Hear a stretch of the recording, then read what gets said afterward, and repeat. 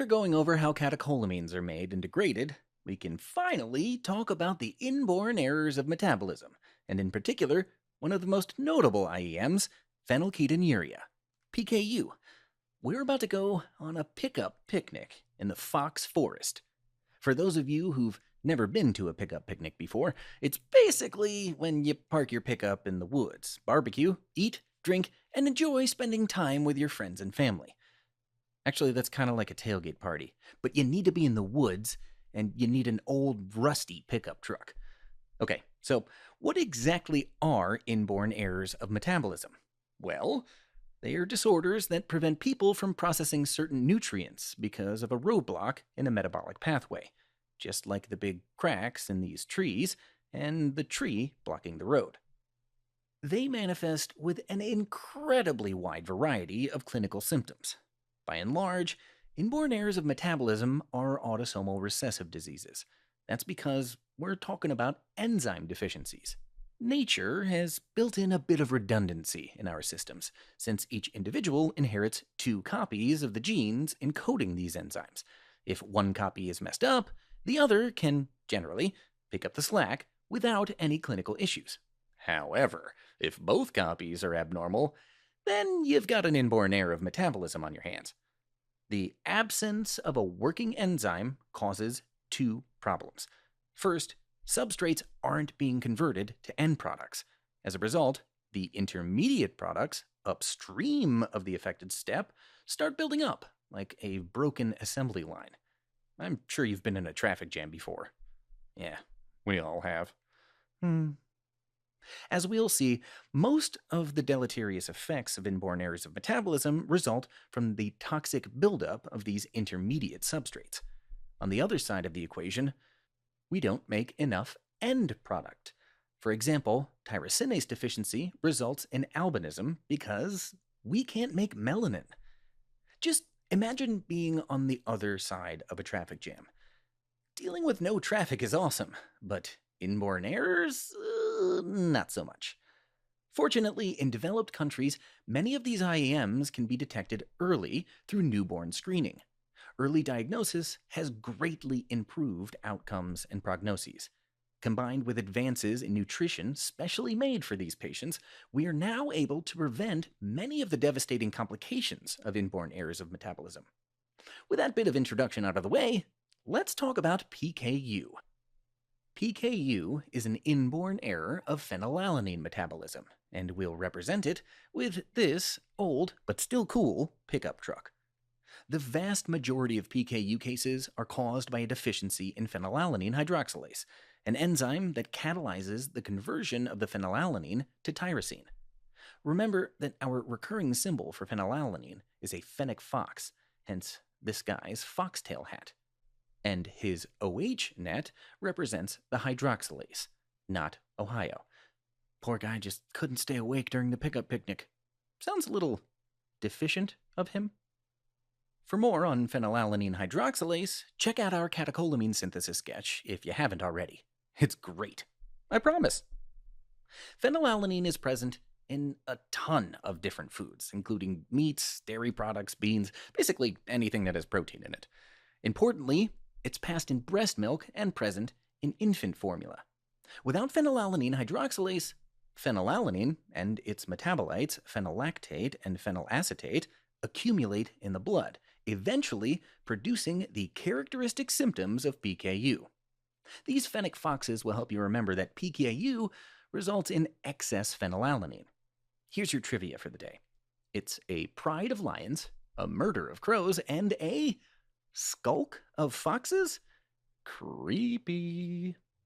Unfortunately for patients with PKU, phenylalanine is neurotoxic, interfering with brain growth, myelination, and neurotransmitter synthesis. The hallmark clinical features of PKU are intellectual disability and growth retardation.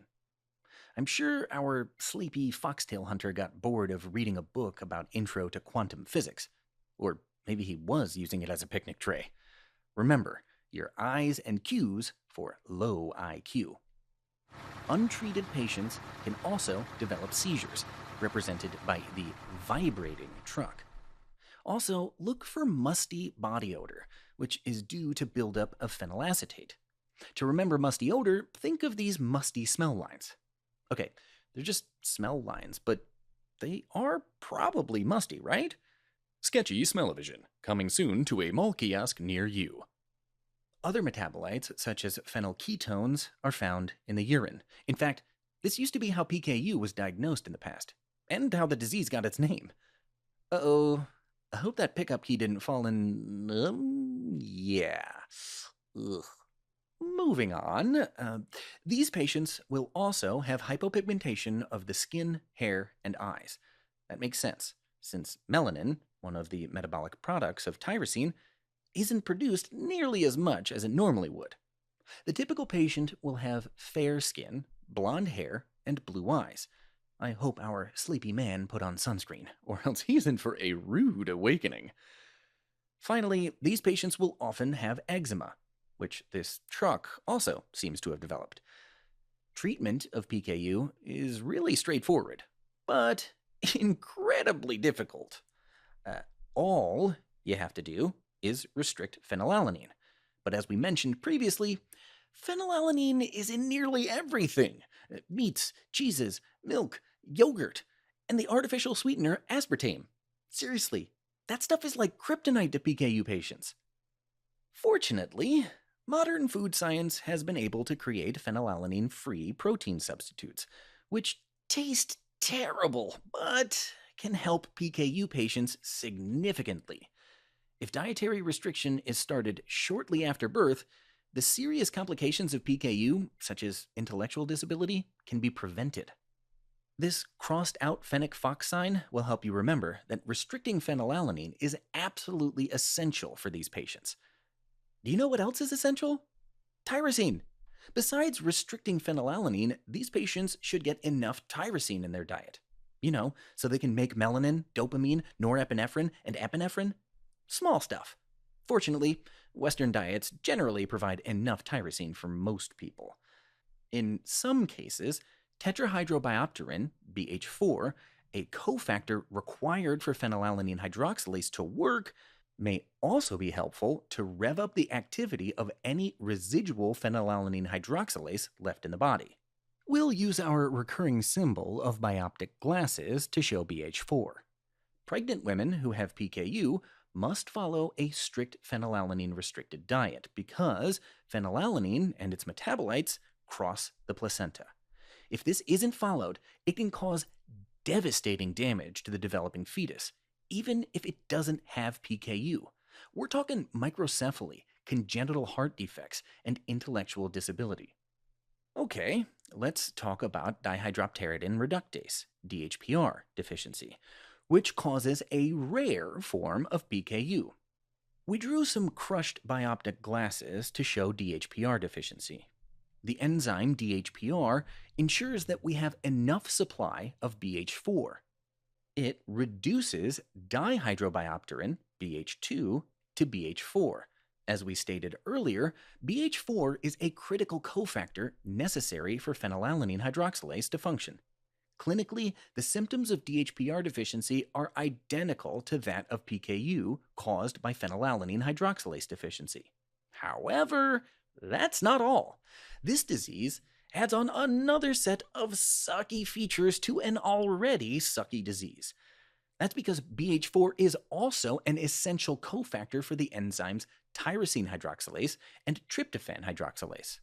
Therefore, DHPR deficiency results in decreased activity of those enzymes too, and they catalyze some pretty important reactions.